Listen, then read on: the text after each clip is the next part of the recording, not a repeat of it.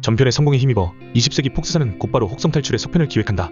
하지만 원작 소설의 내용이 1편에서 거의 다 사용된 바람에 그럴듯한 새 이야기를 써줄 작가가 필요했다. 먼저 전편의 시나리오를 담당했던 로드 설링에 접근했지만 결과물이 마음에 들지 않던 폭스사는 그 대신 원작자인 피에르 부울에게 속편의 시나리오를 요청한다. 하지만 주인공인 테일러가 자유로운 인간들과 힘을 합쳐 우르서스 등의 유인원들과 투쟁하며 인간들의 힘을 키워간다는 부울의 시놉시스 인간의 혹성은 제작사의 구미를 당기지 못했다.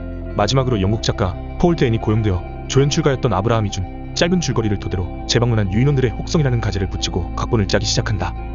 데엔은 1945년 전쟁기에 핵폭발로 인한 트라우마를 안고 있었기 때문에 영화에서도 핵전쟁에 대한 두려움을 부각시키고 있다. 덴과 아브라함은 처음에는 인간과 유인원의 혼혈인 어린 생명체를 등장시키려고 특수 분장까지 진행시켰지만 이런 닥터 모로적인 캐릭터가 관객에게 수간을 연상시킬 수 있다는 걱정에 모두 취소시켜야만 했다.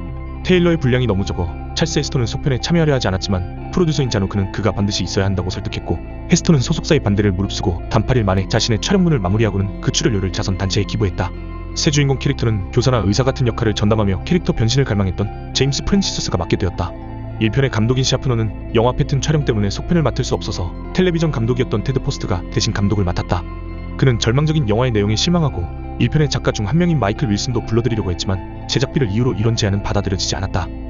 1960에서 70년대 대부분의 혹성 탈출 프랜차이즈에서 시저와 코넬리우스 역을 전담했던 로디 맥도월도 당시 템 린이라는 스코틀랜드 영화의 감독이었기 때문에 2편에서는 1편의 편집본에서만 잠시 등장할 뿐 다른 장면들에서는 데이비드 왓슨이 코넬리우스 역을 연기한다.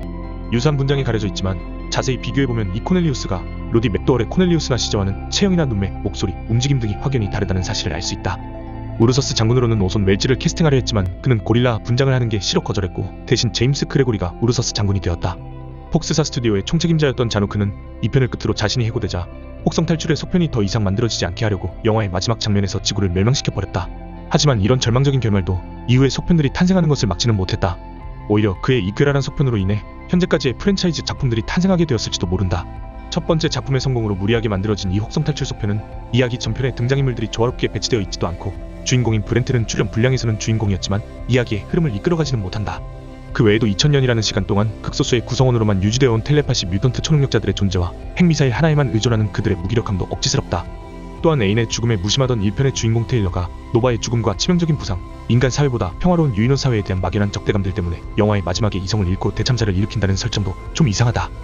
흥행에는 어느 정도 성공했지만 이 영화는 1편과 달리 발표 후에 엄청난 혹평을 받아야만 했다. 하지만 이후에 더욱 흥미롭고 2편보다 완성도 높은 속편들을 만드는데 의도치 않게 기여했다는 것이 그나마 다행스러운 일이다.